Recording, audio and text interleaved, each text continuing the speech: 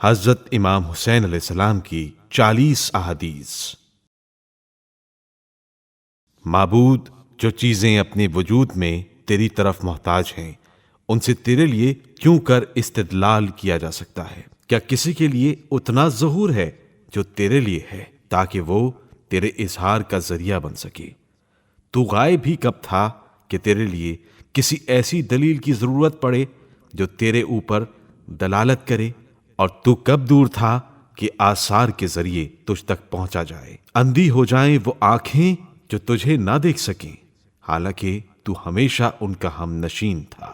جس نے تجھ کو کھو دیا اس کو کیا ملا، اور جس نے تجھ کو پا لیا کون سی چیز ہے جس کو اس نے نہیں حاصل کیا؟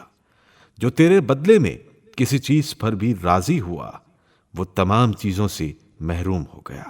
اس قوم کو کبھی فلاح حاصل نہیں ہو سکتی جس نے خدا کو ناراض کر کے مخلوق کی مرضی خرید لی۔ قیامت کے دن اسی کو امن و امان حاصل ہوگا جو دنیا میں خدا سے ڈرتا رہا ہو۔ خداوند عالم نے امر بالمعروف و نہی از منکر کو اپنے ایک واجب کی حیثیت سے پہلے ذکر کیا، کیونکہ وہ جانتا ہے کہ اگر یہ دونوں فریضے ادا کیے گئے تو سارے فرائض خواہ سخت ہوں یا نرم قائم ہو جائیں گے، کیونکہ یہ دونوں انسانوں کو اسلام کی طرف دعوت دینے والے ہیں، اور صاحبان حقوق کے حقوق ان کی طرف پلٹانے والے ہیں، اور ظالموں کو مخالفت پر آمادہ کرنے والے ہیں۔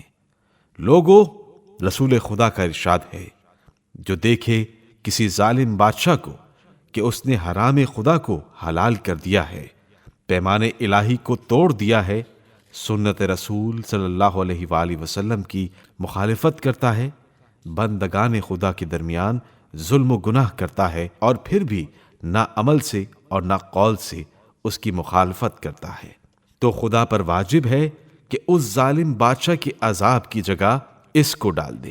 لوگ دنیا کے غلام ہیں اور دین ان کی زبانوں کے لیے چٹنی ہے۔ جب تک معاش کا دار و مدار ہے دین کا نام لیتے ہیں، لیکن جب مصیبتوں میں مبتلا ہو جاتے ہیں تو دینداروں کی تعداد بہت کم ہو جاتی ہے۔ جو شخص خدا کی نافرمانی کر کے اپنا مقصد حاصل کرنا چاہتا ہے اس کے حصول مقصد کا راستہ بند ہو جاتا ہے اور بہت جلد خطرات میں گھر سکتا ہے۔ کیا تم نہیں دیکھ رہے ہو کہ حق پر عمل نہیں ہو رہا ہے اور باطل سے دوری نہیں اختیار کی جا رہی ہے؟ ایسی صورت میں مومن کا حق ہے کہ لقائے الہی کی رغبت کرے۔ میں موت کو سعادت اور ظالموں کے ساتھ زندگی کو ذلت سمجھتا ہوں۔